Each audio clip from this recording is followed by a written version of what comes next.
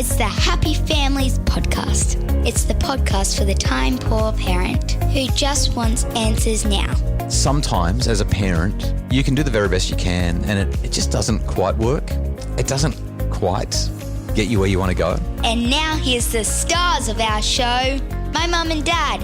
Hello, this is Dr. Justin Coulson. I'm the founder of happyfamilies.com.au and the author of all those books about how to make your family happy. I'm here with Kylie, my wife and mum to our 6 kids. Well, when I say I'm here with Kylie, the saga continues. Kylie, I had a conversation with somebody the other day unexpectedly, and it kind of was a little bit disconcerting. They said, hey, Justin, it's nice to meet you. They recognised me and I was having a short chat with them. And I said, oh, how do you know me? And they said, oh, I followed you on Facebook and been to your webinars, and I love your podcast. I said, oh, that's great. And then she said, so how's the move going? And I was like, sometimes I think we might say a little bit too much on this podcast. I'm lonely and you're still there and I'm still here and the house is still for sale. Well, it's only been for sale for a week, so let's not get too carried away here. But there you are. You're on the coast and today is Friday, end of the week, which means we do get to hang out for the weekend. Hanging for that. How are you surviving? I am just taking it one day at a time. Yeah, 1 hour at a time, 1 minute at a time every now and again. Yes. It's really rough. Anyway, this is not a pity party for us, and I'd rather be in our situation than the situation. I read something about Ukraine the other day on one of the ABC news sites, and it just hit me so hard. Somebody was saying that the whole world is with us, but nobody is beside us. And I thought, my goodness, it must be so hard for them. So I'll take our move and our minor separation as something that's pretty easy to deal with compared to what some people in other parts of the world are going through. I have that thought most days. I am blown away with just the struggles and difficulties that are everywhere. Yeah, so much. Speaking of struggles and difficulties, every Friday we get to share a little bit about either the ones that we overcome or the ones that we didn't do so well with. Every Friday, the conversation on the podcast is called I'll Do Better Tomorrow. Our main game here, the focus is recognising that sometimes family life is tricky. And we sometimes need a little bit of guidance to get through things. So I'll Do Better Tomorrow is where we look at what happened over the past week and work out how we can do things better tomorrow. Kylie, what has really struck you in terms of your parenting and your involvement with our kids this week as you consider what it is to do better tomorrow? How would you like things to be better over the weekend or next week based on what you've learned this week? The girls started a new school at the beginning of term, and Miss Seven is still, she's having good days and she's having bad days as she navigates this whole new process of new friends and new teachers and new structures and routines. And she's doing it all while she's living in a place that's not ours. In fact, we've had to move Airbnbs a couple of times because of other people that had booked things and we didn't expect to be in this situation so long. Yeah, and so she's been doing great, but she definitely, every couple of days we have a little bit of a meltdown and we don't want to go to school and we don't feel like we've got any friends, and getting out the door on time in the mornings can be really, really tricky. And over the last few weeks, I've just decided to take the pressure off completely. And so often I just explain to her that she doesn't have to go to school right now. There isn't an acknowledgement that she will go to school or that she won't. It's just she doesn't have to do it right now, but that we have to actually get her big sister to school on time. So if she could just get into the car in her pajamas, that's fine, and we drive off to school. Well, I put her uniform in her bag, and more times than not, I'll just put some music on and she starts singing along with us, and the next thing I know, she's getting dressed all by herself. And I found that has just made my morning so much better by just kind of allowing her to have a little meltdown and acknowledging that what she wants is to not go to school. She doesn't have to go right now, but we've just got to get Lily to school. But the other day, I thought I had it in the bag. She wanted to join the chess club. Right. She's 7. Let's just put this in perspective. She's 7, but she wanted to join the chess club. And so I had so much weight with this chess club that on Tuesday night, I said to her, if you don't go to sleep, you're going to wake up really tired and cranky because you've got to be to school early for chess. She was so excited. Literally, I think her head hit the pillow and she was out in about 2 minutes flat. And I thought, I've got this. I was so excited. Well, the next morning she woke up and absolute refusal. Did not want to go to school, did not want to go to chess club, did not want to do anything. How did I get it so wrong? What was the deal?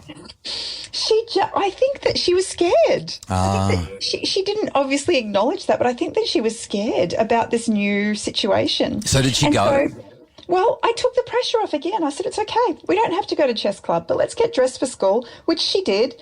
And we got to school late. So chess club starts at 7:45 in the morning. I didn't get to school till 8:15.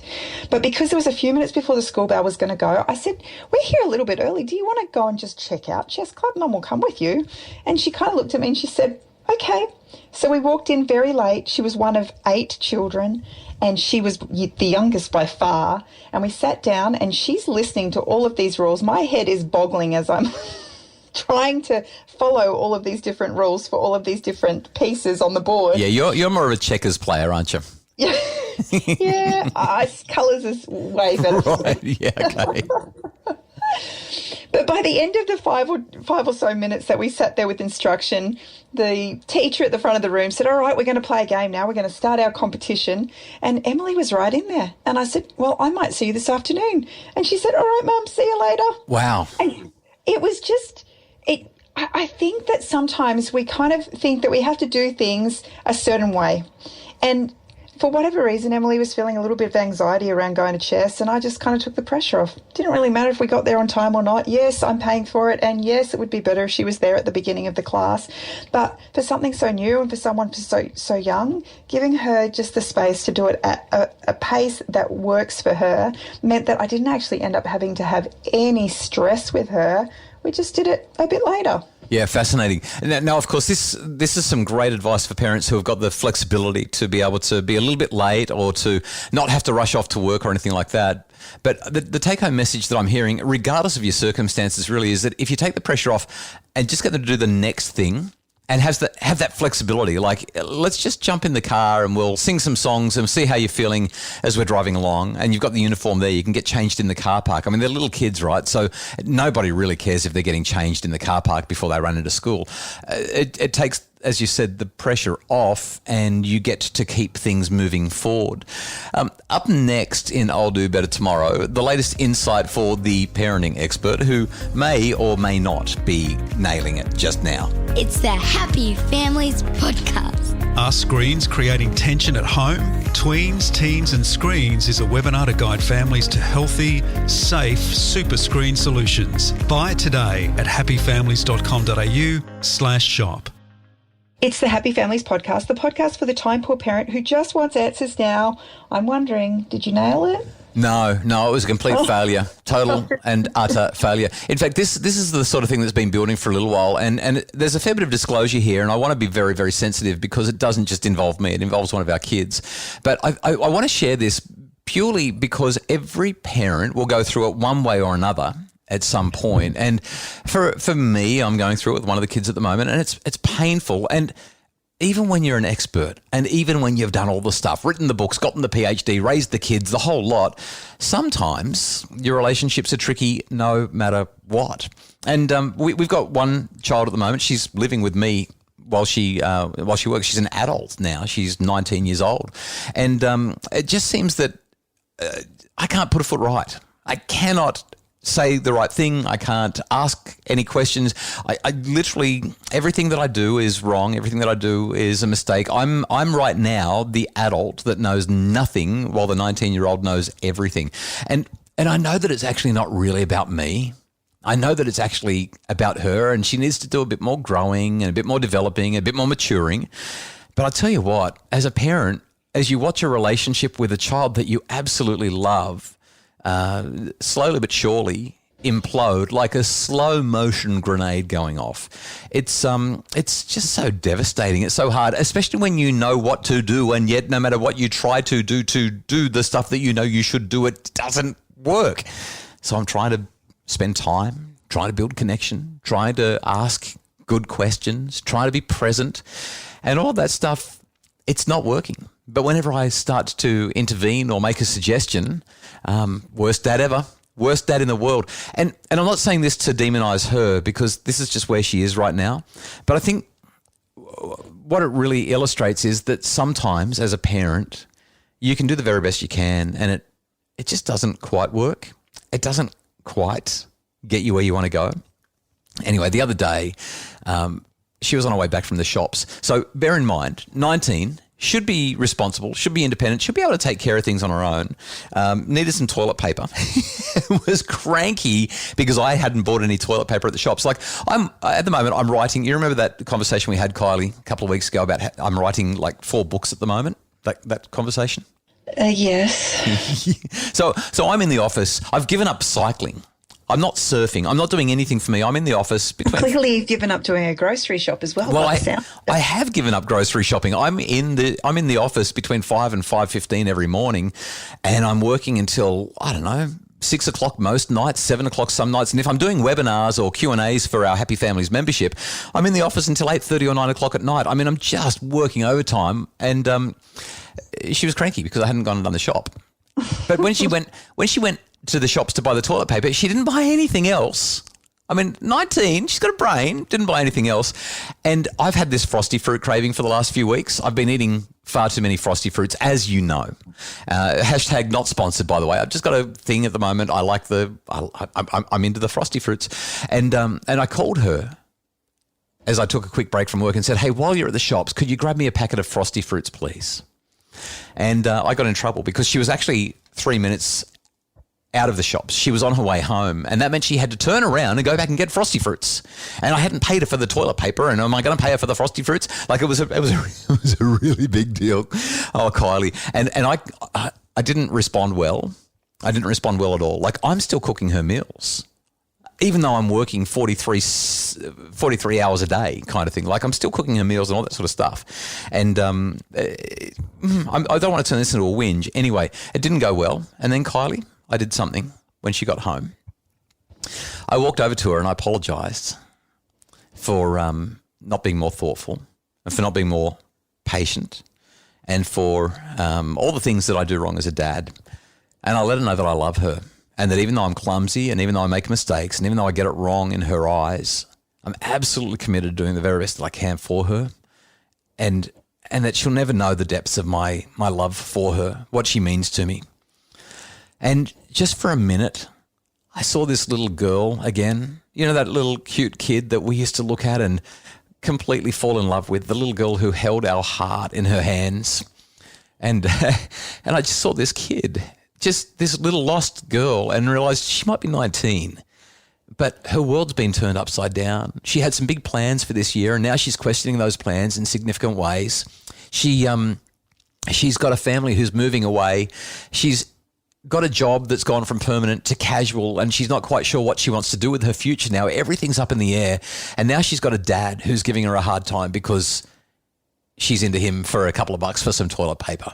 And as I looked at her and as I told her what she meant to me, I just realised that there's some stuff that matters and some stuff that doesn't. And paying for toilet paper, worrying about cooking a meal or groceries, not that big a deal compared to getting this relationship right.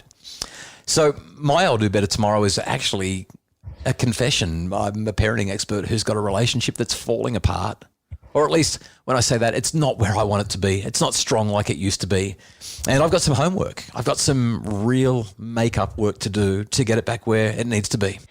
I had my own trip down memory lane just yesterday with this same daughter and just remembering her doing her cross-country run as a lanky 7-year-old who was all legs and just feeling exactly the same things, remembering what it was like to be, 18, 19 and knowing that I'm now an adult, but I really still have no idea what it means to be an adult and what I want to do with my life and, where I want to be and how I want to do life.